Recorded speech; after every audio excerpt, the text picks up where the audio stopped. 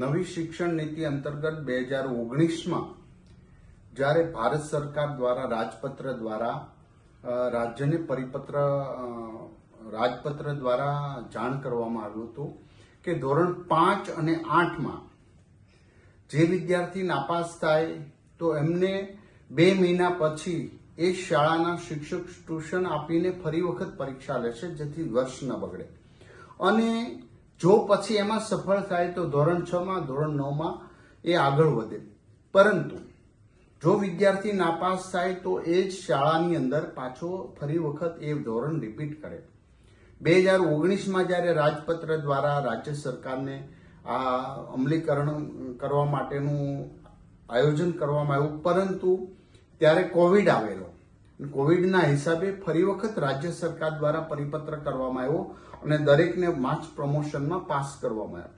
પરંતુ 22-23થી ગુજરાત સરકાર ઓલરેડી આ પરિપત્રનું અમલીકરણ થઈ રહ્યું છે. ભારત સરકારના રાજપત્રનું અમલીકરણ ઓલરેડી ગુજરાતની અંદર થઈ રહ્યું છે, જેથી કરીને ધોરણ 5 અને ધોરણ 8માં જે વિદ્યાર્થીઓ નાપાસ થાય તો એને એ જ શિક્ષકો દ્વારા 2 મહિનાનું ટ્યુશન આપીને ફરી વખત એક્ઝામ લેવાનું, અને જો એમાં નાપાસ થાય તો એ જ વિદ્યાર્થી એ જ શાળાની અંદર એ જ ધોરણની અંદર પાછો ભણી શકશે.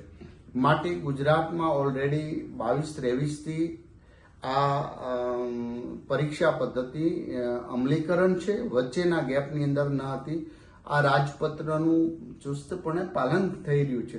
આજે ઘણા મિત્રો દ્વારા એની પ્રોત્સાહન કરવામાં આવી હતી, પરંતુ ઓલરેડી ગુજરાતની અંદર ત્યારે જ પરિપત્ર થઈ ચૂક્યો હતો, જે આજે ગુજરાતમાં સંપૂર્ણપણે અમલીકરણ છે.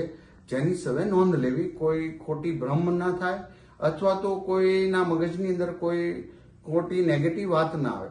માટે જે પદ્ધતિ ગુજરાતની અંદર શાળાઓમાં ચાલી રહી છે એજેટી એ જ છે, એટલે બીજું કોઈ વિચારવાનો પ્રશ્ન નથી. અસ્તુ.